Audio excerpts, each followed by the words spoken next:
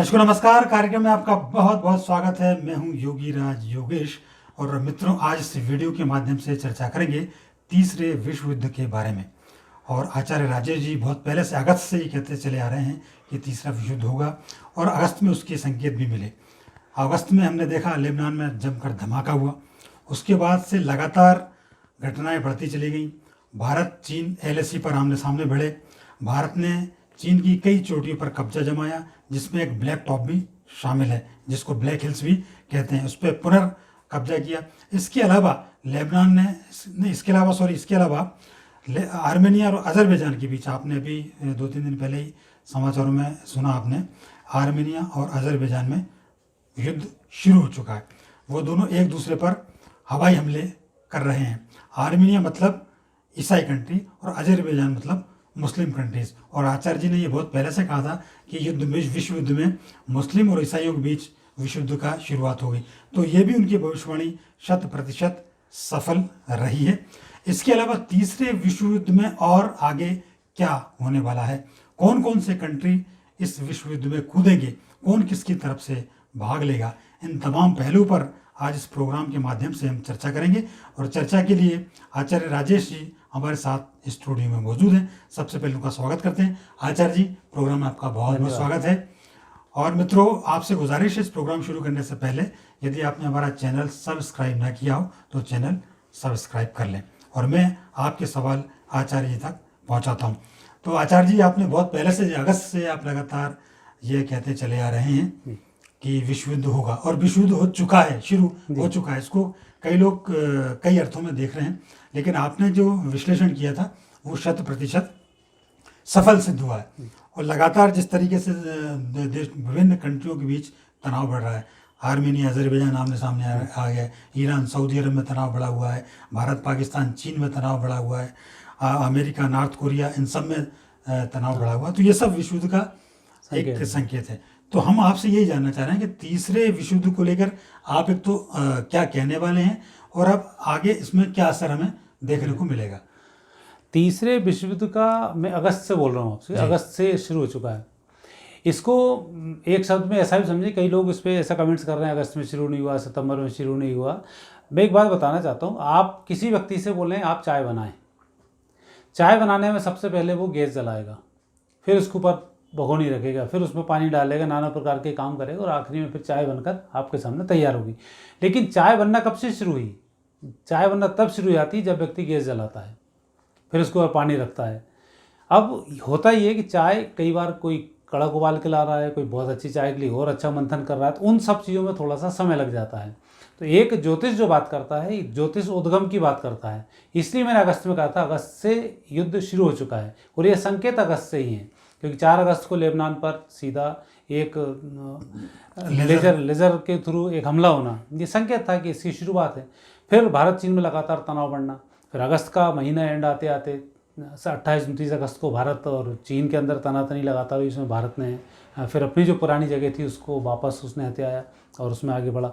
सितंबर आते आते फिर और नई चीज़ें बीच में डेवलप होना शुरू हुई। अन्य देश जो चाइना से खिलाफ थे, चाइना अर्थात जो आतंकवादी देश हैं, ये सब आतंकवादी देश जिन्हें चाइना शरण देता है, अब ये सब देश इकट्ठे होना शुरू हुए। जो एक शांति वाले देश हैं अब वो सब धीमे धीमे शुरू हुए। अब चाइना का विशेष रूप से जो अभी जिसकी हम बात कर रहे हैं, इन देशों के अंदर यदि हम इन दो देशों को अजरबैजान और आर्मेनिया पे हम देखते हैं तो आर्मेनिया एक ईसाई कंट्रीज है, अजरबैजान एक मुस्लिम कंट्रीज है। और अजरबैजान के साथ समस्त आतंकवादी, तुर्की हो, पाकिस्तान हो, ये सब आतंकवादी देश उसके साथ जुड़ते जा रहे हैं। और आतंकवादियों को हवा देने के लिए चीन के अस्त्र भी अब उसमें प्रवेश कर रहे हैं। मैं शुरू से कहता है, मैं तो 20-25 साल से लगातार बोल रहा हूँ, जितने आतंकवादी भारत में हो रहे हैं इन सब गतिविधियों में चीन का योगदान है। हमारे विपक्ष को भी चीन खरीद कर रखता है, विपक्ष से भी नाना प्रकार के सवाल उठाकर हमारी संसद की गरिमा को भंग करने का वो प्रयास करता है। ऐसे कई विपक्ष के लोग हमारे बिके हुए हैं। तो ये जो चीज़ें हैं ये बड़ी विचित्र हैं कि हमारे संसद में बैठे लोग बिके हों, उन सब पर इसका प्रभाव लगातार पड़ रहा है। लेकिन अब जो अजरबैजान उनका विवाद शुरू हुआ है 24 तारीख से, तो इस 24 तारीख को शनि और चंद्रमा एक साथ थे जो धनु राशि में चल रहे थे। शनि इसमें अब मार्गी होकर वापस मकर राशि में प्रवेश कर रहे हैं और जब बकरी से मकर की तरफ जाएं और कुछ विवाद हो तब ये सारी स्थितियाँ बन जाती हैं। तो 24 तारीख से नए युद्ध की एक पृष्ठभूमि तय हो चुकी है और ये जो अजरबैजान और आर्मेनिया का जो युद्ध है ये विश्व युद्ध की ओर धीमे धीमे चला जाएगा। क्योंकि प्रथम विश्व युद्ध को यदि हम देखते हैं तो वहाँ अमेरिका उभरा, इंग्लैंड, फ्रांस, इन्होंने अपना प्रभाव दर्शाना शुरू किया। जर्मनी, रूस, ऑटोमानी, हंगरी, ऑस्ट्रेलिया ये सब हारे थे क्योंकि उस समय एक अपना व्यक्तिगत प्रभाव दिखाया था। दूसरा मित्र और शत्रु देशों में युद्ध हुआ। अमेरिका, रूस ये मित्र देश जीते थे। जर्मनी, इटली, जापान ये सब जो शत्रु देश थे ये हारे थे। अब नया जो युद्ध का पैटर्न तैयार हुआ है ये आतंकवादी और शांति प्रिय के बीच में हुआ है। तो आतंकवाद को जो शरण देता है वह है चीन, और बाकी आतंकवादी जो देश पालते हैं वो पाकिस्तान, मलेशिया, टर्की, अजरबैजान ये सब जो देश हैं अभी सब इकट्ठे होकर एक तरफ आएंगे। और इनकी शुरुआत 24 तारीख से हो चुकी है और युद्ध की शुरुआत भी 24 तारीख से हो चुकी है। अब धीमे धीमे समस्त देश एक एक करके इसमें इकट्ठे होते जाएंगे और यह एक बड़े विश्व युद्ध की शक्ल बहुत जल्दी लेने वाला है, इसमें अब कोई संदेह नहीं है। नहीं आचार्य जी, आपने ठीक किया, क्योंकि आर्मेनिया और अजरबैजान की भी जो हाल ही जो युद्ध की स्थिति बनी है उसमें अजरबैजान की तरफ से आप देखो पाकिस्तान, हाँ, चाइना, टर्की, और इसमें यह भी कहा जा रहा है, रिपोर्ट्स कुछ ऐसी भी आई हैं कि पाकिस्तान, टर्की और चाइना मिलकर फंडिंग कर रहे हैं। ये $2,000 दे रहे हैं आतंकवादियों को और वहाँ भेजा जा रहा है। तो ये बिल्कुल आपने ठीक कहा कि ये जो इस्लामिक कंट्रीज़ हैं ये एक यूनाइटेड हुए हैं और आर्मेनिया के, अजरबैजान के साथ ये तीनों चारों जो देश आए हुए हैं ये मिल के लड़ रहे हैं, मिल के फंडिंग कर रहे हैं, मिल के आतंकवादी को भेज रहे हैं और ये आर्मेनिया के खिलाफ लड़ रहे हैं। ऐसा ही और ईरान और सऊदी अरब में भी हो रहा है। ऐसा अमेरिका, नॉर्थ कोरिया के बीच भी तनाव बढ़ रहे हैं। तो कुल मिला के ये कि बहुत सारे मतलब पूरे विश्व का यदि आकलन करें तो युद्ध की स्थिति कहीं ना कहीं निर्मित हो ही रही है। मतलब तीसरे युद्ध में हर देश कहीं ना कहीं से पार्टिसिपेट कर ही रहा है। अब जो हालिया जो आर्मेनिया और अजरबैजान का युद्ध को आप कैसे रूप में देखते हैं कि ये थर्ड वर्ल्ड वार का संकेत है? नहीं, ये मैंने संकेत आपको दिया, अगस्त से ही संकेत शुरू हो चुके हैं। अच्छा, धीमे धीमे तैयारी चल रही है, ये चिंगारी भड़क चुकी है, अब ये रुकने वाली नहीं है। अब जो परिस्थिति कितने भी शांति के संदेश लेकर कोई पहुंचेगा वो नहीं रुकेगा। जैसे मैंने कहा चीन के टुकड़े होंगे, अब चीन के टुकड़े होने में सबसे बड़ा तो एक ताइवान ही चीन की बात नहीं मान रहा है, तो निश्चित रूप से अब नियम अनुसार कब अलग होगा अलग बात है, लेकिन ताइवान ने मानना मना कर दिया, हम आपके देश ही नहीं है। उसने संयुक्त राष्ट्र जो चीन लिखता है वो उसने लिखना ही बंद कर दिया है, उसने अपनी एक अलग सत्ता बना ली, उसके ऊपर भी एक इनका विवाद हो रहा है। तो प्रथम टुकड़ा तो चीन का ताइवान के रूप में हो चुका है। अब एशिया की और यूरोप की बात करें तो एशिया अब एक तरफ हो रहा है, यूरोप अब एक तरफ हो रहा है। अब इनके विवाद लगातार शुरू हो रहे हैं और शनि अब जैसे जैसे आगे बढ़ता जाएगा और ये परिस्थितियाँ लगातार बढ़ती चली जाएंगी, क्योंकि चीन से जो देश अलग हुए हैं, चीन वहाँ भी खार खाए बैठा हुआ है। जापान, ऑस्ट्रेलिया, भारत ये एक इनका अलग ही एक ग्रुप तैयार हो चुका है जो चीन के लिए बैठा हुआ है। तिब्बत आज़ादी की ओर है, तिब्बत में जैसी चीन का तनाव बढ़ता है तो भारत तिब्बत की ओर आगे बढ़ेगा। पाकिस्तान की जो सेना थी वह चीन की तरफ से लड़ेगी। मैंने आप सबसे पहले वीडियो से पहले ही ये बताया था कि पाकिस्तान की जो सेना है उसको चीन पैसे दे रहा है, उनकी तनख्वाहें चीन के द्वारा चल रही हैं। और चीन चूँकि ऐसे क्षेत्र हैं जो बर्फीले क्षेत्र हैं, वहाँ पर चीन डायरेक्ट भारत से फाइट नहीं कर सकता है, तो वहाँ पाकिस्तान की सेना भारत के साथ चीन की तरफ से लड़ेगी और फिर चीन की सेना पीछे होगी। वहीं पाकिस्तान लगातार भारत को तनाव में बनाने की कोशिश करेगा, वहीं नेपाल भी भारत को तनाव देने की कोशिश करेगा, क्योंकि युद्ध तीन तरफ से होगा और भारत तीनों फ्रंट पर अपनी व्यवस्थाओं को किए हुए है। और इस युद्ध की जो शुरुआत हो रही है, इस युद्ध की शुरुआत में अजरबैजान के थ्रू ही जितने देश अंदर अपने अंदर पाप दबाए बैठे हैं वो सब पाप अब 2, 4, 8, 10 दिन के अंदर ही उजागर होने वाला है। और रूस की सेना, जो रूस अभी तक तटस्थ बनने की कोशिश कर रहा था, आर्मेनिया के माध्यम से वो तटस्थ नहीं रह पाएगा, मजबूरी में उसे टर्की का विरोध करना पड़ेगा और ये विश्व युद्ध की दूसरी शुरुआत होगी। ये बहुत जल्दी इसमें संकेत मिलने वाले हैं। जैसे ही रूस कूदेगा वैसे ही नॉर्थ कोरिया, जो मरने के लिए उतारू बैठा हुआ है क्योंकि उसका दिन पूरे हो चुके हैं, वो अमेरिका की तरफ हरकत करेगा। और अब युद्ध ऐसा नहीं होगा कि धीरे धीरे बंदूकें चलेगी, कुछ होगा। अब जो होगा एटॉमिक युद्ध होगा और बहुत तेज़ी के साथ जनता भी मारी जाएगी, सेना भी मारी जाएगी, बहुत बुरी इसमें परिस्थिति बनेगी। तो वह सब परिस्थिति अब लगातार निर्मित हो रही है और यह रुकने वाली अब नहीं है जब तक कि शांति की स्थापना न हो जाए।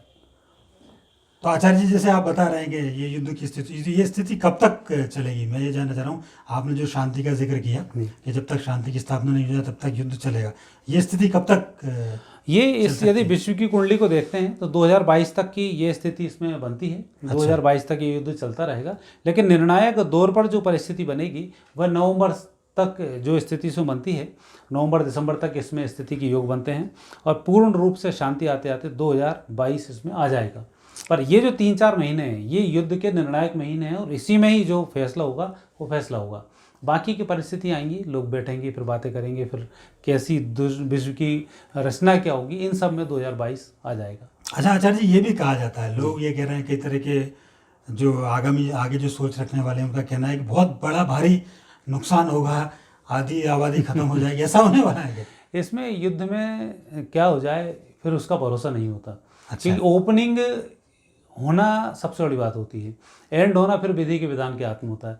जैसे बोलते हैं राम रावण की एक कुंडली है ना, कृष्ण की कंस की एक कुंडली है, वैसे ही आर्मेनिया और अजरबैजान की इनकी भी एक कुंडली है तो एक ही राशि बनती है। तो ये जो देश है इस तरीके से झगड़ा होता है, और जो शांति प्रिय होता है, जिसके साथ आत्मबल ज़्यादा होता है और जिसके साथ सत्य होता है, फिर जीत लास्ट मोमेंट पर उसकी होती है।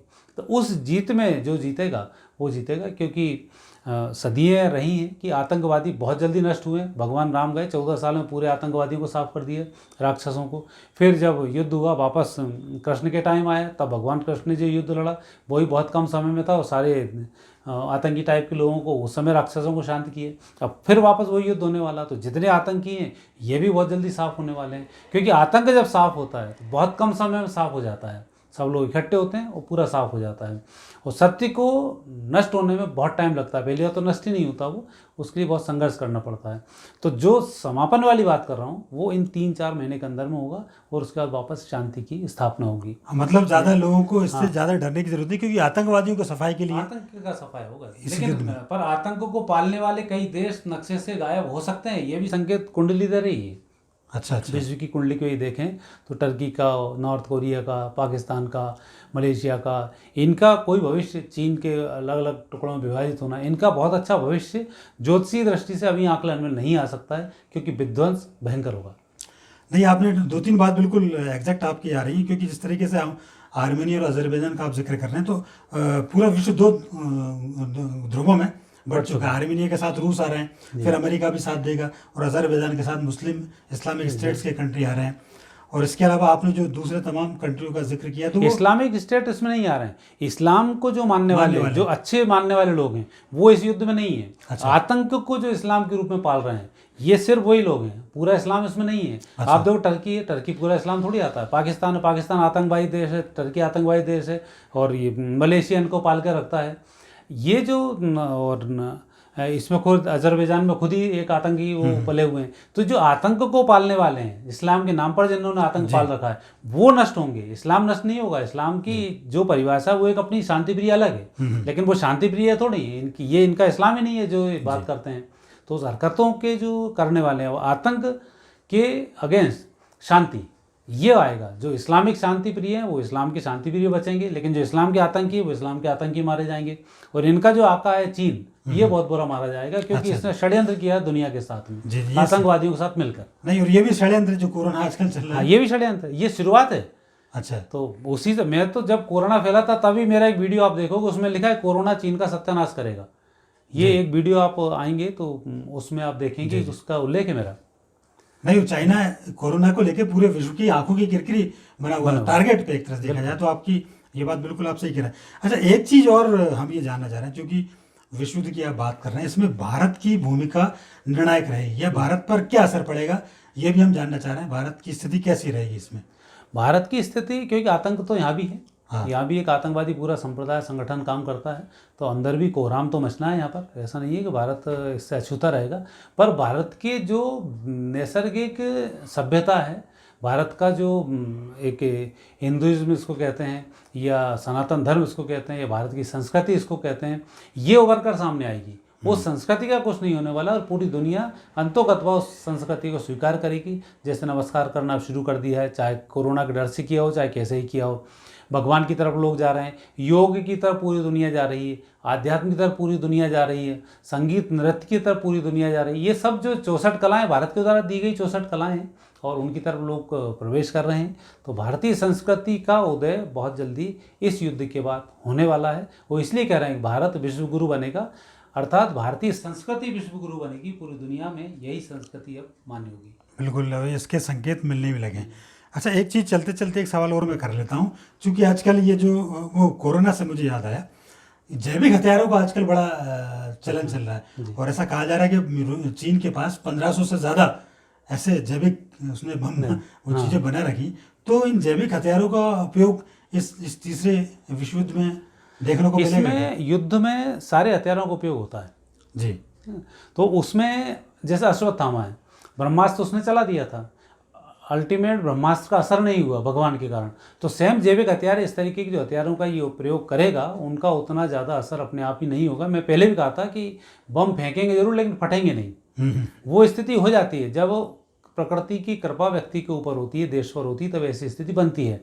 तो वह स्थिति देखेंगे कि आप प्रकृति भारत के साथ में है, जो सत्यवादी देश हैं उनके साथ में है और सत्य की बहुत जल्दी इसमें जीत होने वाली है। इसलिए सत्यवादी जो लोगों ने घबराने की आवश्यकता नहीं है, लेकिन जो आतंकवादी लोग हैं इनको तो अब कौन सा दिन उनका अंत आ जाए इसका खुद ही कोई भरोसा नहीं है। अब ये स्थिति निर्मित हो रही है। भारत के अंदर भी जो आपने पूछा वो कोहराम की स्थिति बनती है, लेकिन आप शांति बनाए रखें तो परिणाम आप स्वयं देखेंगे और निश्चित रूप से यही विश्व युद्ध निर्णायक होगा और बहुत अच्छा होगा। इसका जो परिणाम होगा बहुत अच्छा होगा। बिल्कुल ठीक है आचार्य जी, बिल्कुल सत्य की विजय होगी और जो आतंकी और जो बुरे कर्म वाले उनका नाश बहुत जल्दी होने वाला है। तो मित्रों, तीसरे विश्व युद्ध की परिस्थितियों को लेकर ये था हमारा खास कार्यक्रम। उम्मीद करते हैं आपको पसंद ज़रूर आया होगा। पसंद आया तो हमारे इसको वीडियो को लाइक करें, शेयर करें और हमारे चैनल को सब्सक्राइब करें। और आचार्य जी ने तीसरे विश्व युद्ध से संबंधित इतनी व्यापक, इतनी विस्तृत जानकारी आपको साथ शेयर की, हम दर्शकों के साथ हमारे साथ शेयर की, इसलिए आचार्य जी आपका बहुत बहुत धन्यवाद। और शुक्रिया उन तमाम दर्शकों का जो पूरे विश्व भर से हमारे साथ जुड़े। अगली बार फिर किसी नए विषय के साथ आपसे बातचीत होगी। तब तक के लिए आज्ञा दीजिए। नमस्कार।